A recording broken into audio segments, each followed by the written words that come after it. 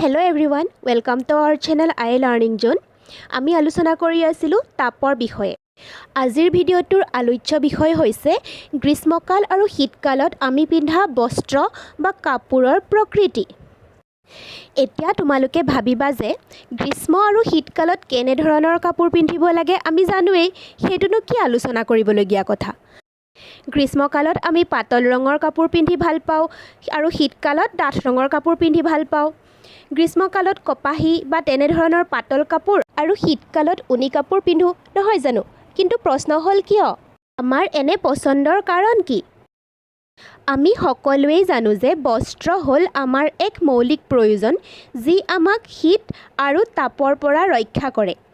গ্ৰীষ্মকালত গৰম বেছি পৰে, গতিকে গ্ৰীষ্মকালত আমাক এনেকুৱা ধৰণৰ কাপোৰৰ প্ৰয়োজন হ'ব যি কাপোৰে আমাৰ শৰীৰটো ঠাণ্ডা পেলায়। আগৰ ভিডিঅ'টোত আমি কৈ আহিছোঁ যে বিকিৰণৰ পিছত তাপ কোনো এটা বস্তুত পৰিলে তাৰ এটা অংশ প্ৰতিফলিত হয়, এটা অংশ শোষিত হয় আৰু এটা অংশ সংপ্ৰেৰিত হয়। পাতল ৰঙৰ পৃষ্ঠৰ ওপৰত যেতিয়া তাপ আপতিত হ'ব বা তাপ আহি পৰিব, তেতিয়া তাৰ বেছিভাগ অংশই প্ৰতিফলিত হয়, অৰ্থাৎ উভতি গুচি যায়। সেয়েহে পাতল ৰঙৰ কাপোৰ পিন্ধিলে আমাৰ গৰম অলপ কমকৈ লাগে আৰু সেয়েহে আমি গৰম দিনত পাতল ৰঙৰ কাপোৰ পিন্ধাটো বেছি পচন্দ কৰোঁ। গাঢ় ৰঙৰ পৃষ্ঠই আকৌ তাত আপতিত হোৱা তাপৰ বেছিভাগ অংশই শোষণ কৰি লয়। সেয়েহে ডাঠ ৰঙৰ কাপোৰ পিন্ধিলে আমাৰ গৰম লাগে। গতিকে এই কাপোৰ গ্ৰীষ্মকালৰ কাৰণে উপযোগী নহয়, কিন্তু শীতকালৰ কাৰণে ডাঠ ৰঙৰ কাপোৰ উপযোগী।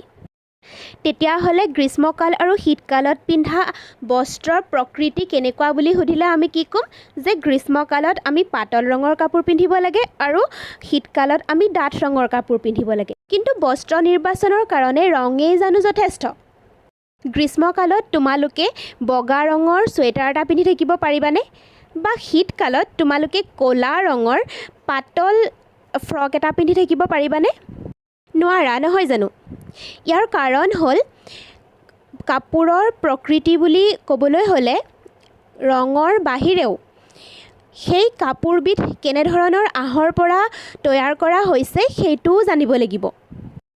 গ্ৰীষ্মকালত কপাহৰ আঁহৰ পৰা তৈয়াৰ কৰা কাপোৰ বেছি উপযোগী আৰু শীতকালত ঊণৰ আঁহৰ পৰা তৈয়াৰ কৰা কাপোৰ বেছি উপযোগী। এতিয়া আমি প্ৰথমতে শীতকালত পিন্ধা ঊণৰ বস্ত্ৰৰ কথাই জানোচোন আহা।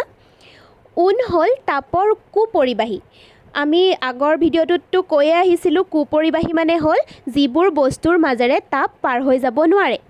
আমি জানো যে আমাৰ শৰীৰত এক নিৰ্দিষ্ট পৰিমাণৰ তাপ থাকেই আৰু শীতকালত আমাৰ চৌপাশৰ বায়ুমণ্ডল ঠাণ্ডা হৈ থাকে।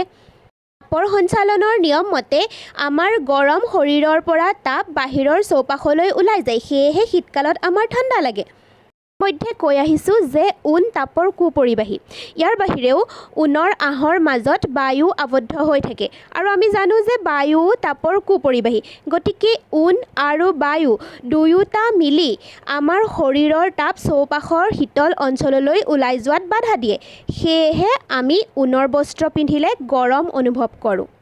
এতিয়া ধৰা শীতকালত তোমাক এখন ডাঠ কম্বল দিয়া হৈছে আৰু ইফালে দুখন পাতল কম্বল জাপি দিয়া হৈছে।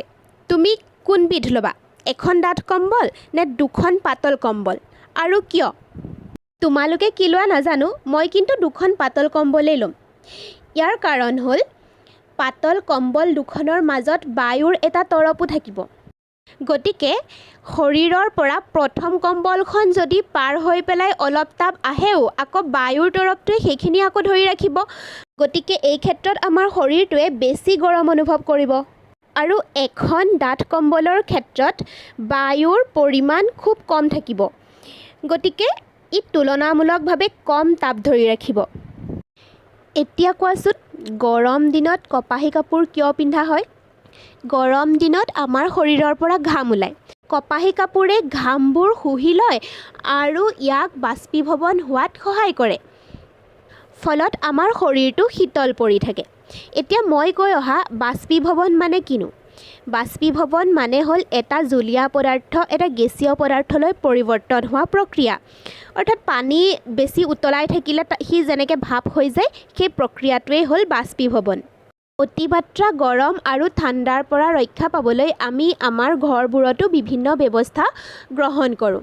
তাৰ ভিতৰত কিছুমান হ'ল এচিৰ ব্যৱহাৰ বা ৰুম হিটাৰৰ ব্যৱহাৰ আৰু ঠাণ্ডা দিনত ঘৰটো গৰম কৰি ৰাখিবলৈ কয়লা বা জুই জ্বলাই জুইৰ ব্যৱহাৰ। এইবোৰ হ'ল বাসগৃহ গৰম বা ঠাণ্ডা কৰি ৰখাৰ কিছুমান উপায়।